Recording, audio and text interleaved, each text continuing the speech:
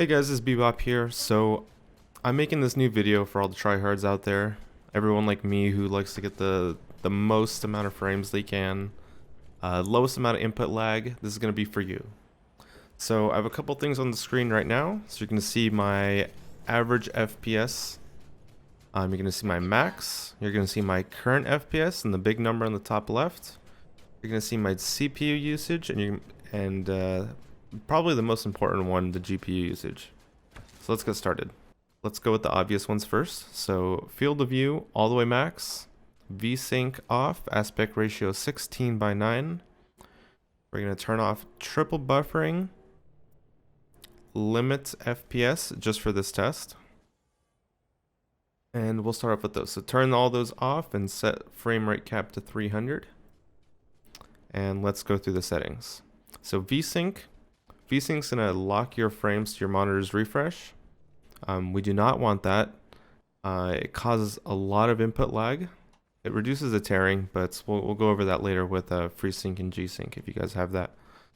So reduce buffering, right here, reduce buffering. So if you are going over your refresh rate, and let's say you're capping your frames at 300, this is going to help a lot with input lag. One of the downsides is that whenever you alt tab, you're going to have to enable it and then disable it. So most of the time for me, I just leave this off because I'm alt tabbing a lot and it's not really worth it. Next, display performance stats. Most people like this on. You can see your frame rate, your GPU temperature, and your ping. When you first start Overwatch, it'll set your render skill based on how powerful your graphics card is. So right now it's set it for 122 for me. Now this is the biggest detriment to FPS. Most people probably have this at 100%. So let's see what my GPU usage is at 122. So we're getting about 170, 180 average. So which is not too bad. It's pretty good. Pretty good, but maybe during fights that'll drop to 150 or 140. So let's go ahead and try to get CPU bound. So we're gonna go to 100, and now we're gonna reset our frames. So now you can see that was a huge jump. We went from 180 to 260. Our GPU is still pretty high up, but it's not being it's still locked at 95%, but it did help a lot with graphics processing. So our average 245. Now this might be good enough for some people. I like to push it way as my FPS as high as I can go, and I'm going to show you a neat little trick. So I'm at 100% render scale. If you look at the bot, you can see this red outline. Now what a lot of people don't know is when you set render scale to 75, or the lower you go, the bigger outline you're going to see on the target. So you can see it's a little bit, I don't know if you can notice it, but if I switch back and forth, you'll be able to see, but the outline is thicker.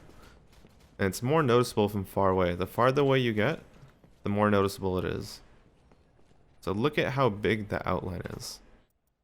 A lot of professionals like playing at 75. Some of them even go as low as 50, but then the image starts to get blurry at that point. Let's set it to 100.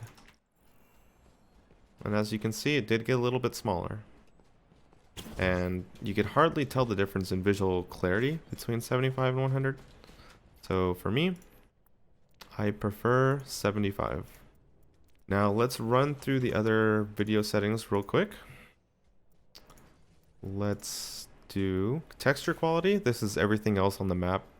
What quality it's going to be. So things that you don't care about in competitive FPS games, usually don't care about the terrain.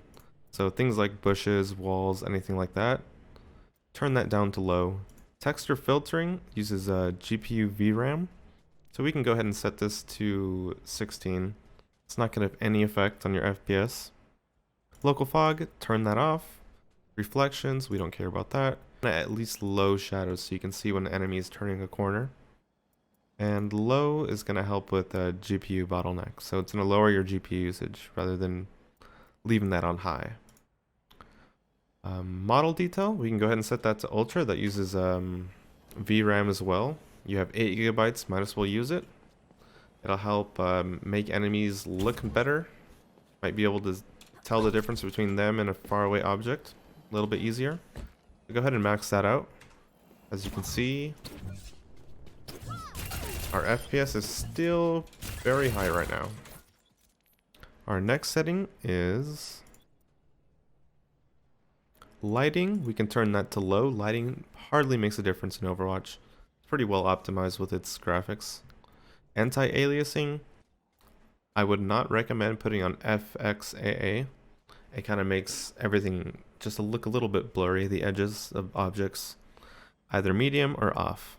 Let's go ahead and turn refraction to low. It's not going to make a difference. You're not going to notice anything. Local reflections and ambient occlusion, also set those to off. I can try and show you. So our GPU is at 95. And we're getting, let's refresh frames. 95% GPU, 286 average. So let's turn it back off. And now we're almost locked at 300, no matter what.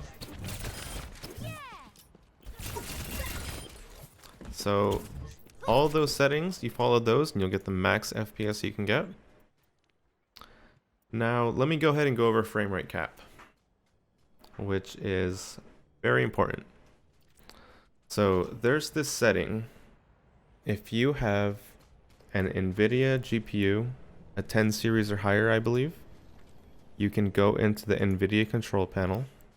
So if we go to manage 3D settings, and here you're going to find low latency mode, go ahead and set this to ultra. You can set it globally or you can set it just for Overwatch. But if you are CPU bound in Overwatch, this is going to cut your input lag by at least 5 to 10 milliseconds, which is pretty massive. If you're GPU bound, it'll still cut it down, but it's not as much. I believe it's somewhere in the neighborhood of like 2 to 5 milliseconds. But either way, set that to ultra and you'll be good. So let's go back into Overwatch. We'll go to options and we'll go over frame rate cap. So because you get a bigger increase or decrease in input lag if you're CPU bound, we're going to go ahead and drop this to a little bit less or a little bit more than our monitor's refresh rate. I have a 144 Hertz. I can go ahead and set this to 60. So now, if you look at my GPU usage, it's about 50. So, let me reset frames. So we are going to be locked at 160 no matter what. No frame rate drops. Might look a little choppy right now because I'm recording, but there you go. So now we have 160. Input lag is very, very low. Everything looks clear. You can see enemies a little bit farther away because of the render scale. I hope this helps, guys. And like the video, let me know what else you want to see. And I will see you next time. Thanks.